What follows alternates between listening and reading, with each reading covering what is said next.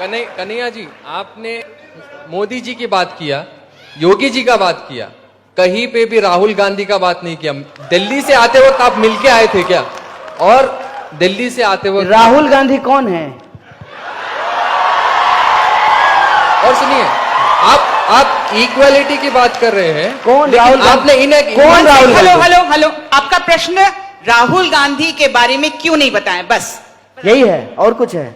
हो गया। इक्वालिटी की बात करते करते आपने सिर्फ बीजेपी को टारगेट किया, जो 5 साल से अभी आई है। 60 इयर्स जो बाद में कांग्रेस ने किया, उसका कुछ नहीं देखा आपने, उसका एक भी नहीं देखा। जो दिखा योगी जी, आपका प्रश्न मोदी जी है। आप सुने ही नहीं, आप ध्यान ही नहीं दिए। लाल बहादुर शास्त्री 1904 में पैदा हुए, मुगल सराय में पैदा हुए, 1952 में रेल मंत्री बने, और एक बार रेल दुर्घटना हो गई थी तो उन्होंने कहा कि हम इस्तीफा दे देंगे। ये 2014 से पहले की घटना है ना? ये 2014 से पहले की घटना है कि 2014 के बाद की घटना है? 2014 के बाद जो हुआ कि मुगल सराय स्टेशन का नाम बदल करके दीनदयाल उपाध्याय के ऊपर रख दिया गया। तो आप मुझे बताइए कि इस देश में जो सरकार है, सवाल उससे पूछा जाए कि नेहरू से पूछा जाए? आप बता दीजिए। ये तो वही बात हो गई नहीं, इस पे हमने बात की, हमने कहा आपको। देखिए, ये एकदम जानते हैं संबित पात्रा स्टाइल सवाल है। ये क्यों है, ये क्यों है, इसको आप समझिए। आप जो है, आप मुझे ये टैग करना चाहते हैं कि आप 2014 में जो हो रहा है उस पर ही सवाल कर रहे हैं। नहीं, थोड़ी सी जहमत उठाइए। मैं उम्मीद करता हूं कि आपके पास एंड्रॉइड फोन होगा, और आजकल 4G स्पीड भी जियो धन धनाधन दे रहा है, तो आप जो है उसको खोलिए, और आप जो है मेरा टाइमलाइन 2014 से पहले जाकर के चेक कर लीजिए कि क्या एक भी सवाल हमने मोदी जी से पूछे हैं? एक भी सवाल हमने मोदी जी से नहीं पूछे हैं। जो भी सवाल हमने पूछे हैं माननीय डॉक्टर मनमोहन सिंह से पूछे हैं। यही हमारी जिम्मेवारी है बतौर नागरिक, बतौर citizen of this country. It is our responsibility to ask the question to the power. माने कमजोर से सवाल तो कोई भी पूछ सकता है। कमजोर से सवाल पूछने में क्या है? जो पावर में बैठे हैं उनसे सवाल पूछिए। आप बताइए, आप कह रहे हैं राहुल गांधी, क्यों नहीं? राहुल गांधी प्रधानमंत्री हैं देश के, क्या है? अरे जब प्रधानमंत्री हो जाएंगे तब राहुल गांधी से भी सवाल पूछेंगे, इसमें क्या दिक्कत है? और ये बात आप मेरा नोट करके रखिए कि राहुल गांधी प्रधानमंत्री हो जाएंगे, और राहुल गांधी जो आज बात बोल रहे हैं, यदि उस बात को नहीं पूरा करेंगे तो इसी मजबूती से राहुल गांधी से भी सवाल पूछेंगे। यह बात को हम आपको कह देना चाहते हैं। यह जो साजिश है, इस साजिश को आप समझिए कि अपनी गलती जो है वो हम पड़ोसियों के मत्थे मर देना चाहते हैं। मैंने आप बताइए कि देश में जो हो रहा है उसके लिए हम पाकिस्तान का नाम ले रहे हैं। क्या है पाकिस्तान? मुकाबला करना होगा तो पाकिस्तान से मुकाबला करेंगे। अमेरिका, ब्रिटेन और चाइना से मुकाबला नहीं करेंगे कि पाकिस्तान से मुकाबला करेंगे। इसको आप समझिए। जानबूझ करके एक ऐसा कॉम्पिटिटर चुना जाता है। वीडियो गेम खेलते होंगे मोबाइल पे। वीडियो गेम में क्या होता है कि क्रिकेट खेलता है लोग, तो अपने हिसाब से प्लेयर चुनना होता है, अपने हिसाब से टीम चुनना होता है, तो जो खेलता है हमेशा वही जीतता है। ये देश में वही हो रहा है। सरकार में जो बैठे हुए लोग हैं अपने हिसाब से विपक्ष चुन रहे हैं। मैं विपक्ष नहीं हूं, मैं विपक्ष की भूमिका में होना भी नहीं चाहता हूं, लेकिन विपक्ष का जो काम है वो काम यदि सरकार करे तो फिर विपक्ष क्या करेगी? विपक्ष का काम है सवाल पूछना, सरकार का काम है जवाब देना। विपक्ष जो है उसको कहता है जवाब दो, और सरकार जो है वो सवाल पूछ रही है। ऐसा थोड़ी होता है। जो कांग्रेस ने किया तो कांग्रेस ने वो भुगता। कांग्रेस है, राहुल गांधी तो प्रधानमंत्री नहीं है, मनमोहन सिंह भी नहीं है। वो जो है, जो मुद्दा आपने उठाया था माननीय मोदी जी ने करप्शन का, कि ये लोग बहुत करप्ट लोग हैं, इनको सत्ता से हटाइए, हमको सत्ता में लाइए, हम जो है काला धन वापस लेकर के आएंगे। आया। और क्या कहे थे कि हम 2 करोड़ जो है रोजगार पैदा करेंगे, मिला। बोले थे महंगाई कम कर देंगे।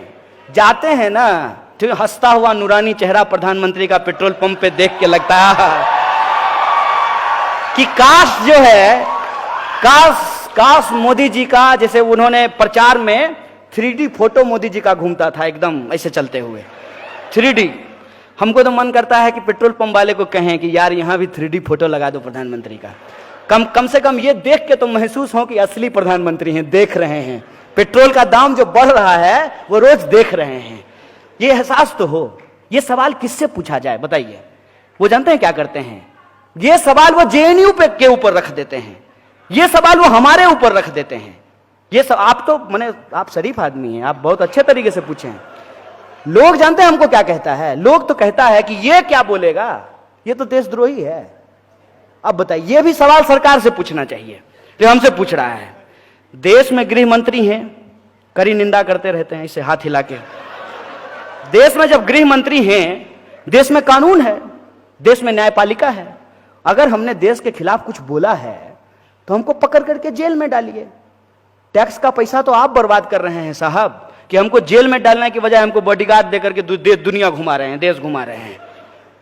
ये सवाल किससे पूछना चाहिए? सरकार से ना, कि देश में अगर कहीं कुछ हो रहा है गलत, कुछ भी गलत, अगर मान लीजिए किसी ने नारेबाजी कर दी है, हम तो नहीं किए हैं, अगर किए होते तो आपको भरोसा दिला देते हैं। ये लोग डर की सत्ता कायम करना चाहते हैं, लोगों के सामने एक ऐसा तोहमत लगाते हैं कि लोग चारों खाने चित हो जाएं। किसी भी इंसान के ऊपर एक ऐसा आरोप मर दो कि उसकी सारे के सारे सवाल की लेजिटिमेसी चला जाए। जो सवाल हैं वो सवाल पूछना ही बंद कर दे, उसको इतना डराओ, यदि ना डरे तो गोली चलाओ, गोली चलाने के बाद भी नहीं डरे तो जान ले लो, नहीं माने तो जेल में भर दो। यही हो रहा है ना देश में। और आप तब भी कहते हैं कि सवाल जो है वो मोदी जी से ना पूछ करके राहुल गांधी से पूछा जाए।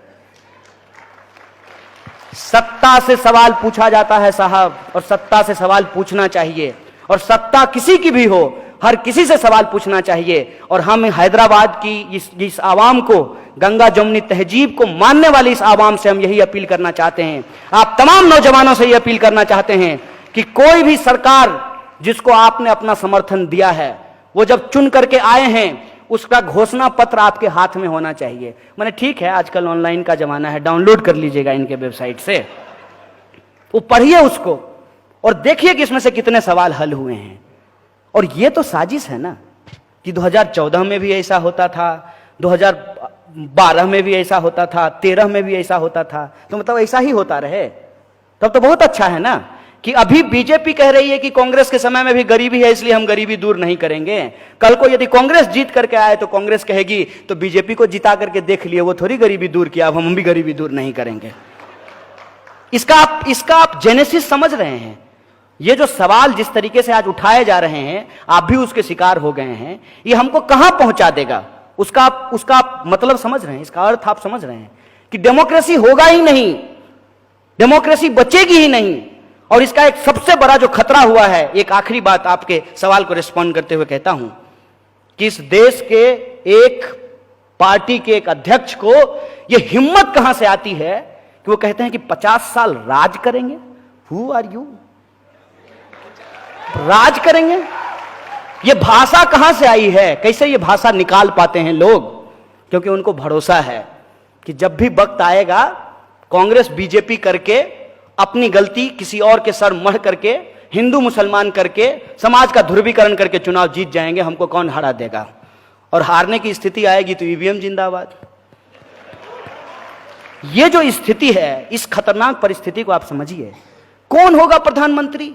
कौन होगा प्रधानमंत्री? अरे ये कोई माने रॉकेट साइंस है कि आपको समझ में नहीं आ रहा है कि कौन होगा प्रधानमंत्री? अरे जिसको जनता चुनेगी वो होगा प्रधानमंत्री, इसमें कौन सी बुराई है? लेकिन यह सवाल कैसे प्रोजेक्ट किया जा रहा है? यह सवाल ऐसे प्रोजेक्ट कर रहा है जैसे 2019 में चुनाव नहीं होगा, पार्लियामेंट्री डेमोक्रेसी नहीं होगी, WWF का फाइट जो है राहुल गांधी होंगे और दूसरी तरफ जो है मोदी जी होंगे, दोनों के बीच में फाइटिंग होगा और जो फाइटिंग जीतेगा वो देश का प्रधानमंत्री बनेगा। ऐसा है क्या? इस देश में 545 सीट पे चुनाव होना है।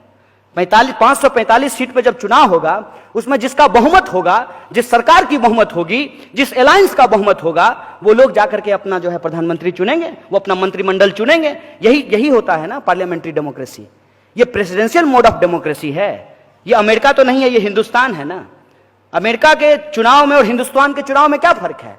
अमेरिका में प्रेसिडेंशियल मोड ऑफ इलेक्शन है, जनता सीधे प्रेसिडेंट का चुनाव करती है। हम अपने यहां सीधे प्रेसिडेंट का चुनाव नहीं करते हैं, सीधे प्रधानमंत्री का चुनाव नहीं करते हैं, हम एमपी का चुनाव करते हैं। और हमारे एमपी जो हैं वो जाकर के प्रधानमंत्री का चुनाव करते हैं। इनको कौन ये पावर दे दिया है? हाथ में जो है माइक ले लिया और कैमरा ले लिया और अपने आप को दुनिया का सबसे स्मार्ट आदमी समझ रहे हैं।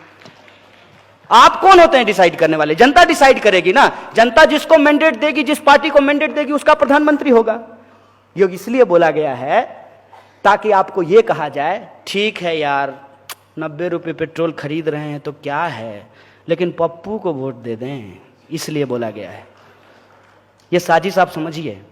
ये इसलिए बोला गया है कि आप हर सवाल के जवाब में यह कहें तो क्या राहुल गांधी को वोट दे दें। यह इसलिए कहा गया है। और एक बात मैं आपको बता देता हूं कि राहुल गांधी पप्पू हैं कि नहीं हैं, यह तब पता चलेगा ना जब वो देश के प्रधानमंत्री बनेंगे। लेकिन प्रधानमंत्री गप्पू हैं, यह पिछले 4.5 सालों में पता चल गया है। यह बात मैं आपको बता देना चाहता हूं। इसको इस तरीके से हम लोगों को सोचना चाहिए। और पार्लियामेंट्री डेमोक्रेसी में जिसकी जिम्मेवारी जो है उसको वो जिम्मेवारी निभानी चाहिए। और बतौर नागरिक मेरी जिम्मेवारी ये है कि सत्ता हमको कितनी भी डराने की कोशिश करे, हम सवाल पूछेंगे और तब तक पूछेंगे जब तक हमको जवाब नहीं मिल जाता है। बहुत बहुत धन्यवाद।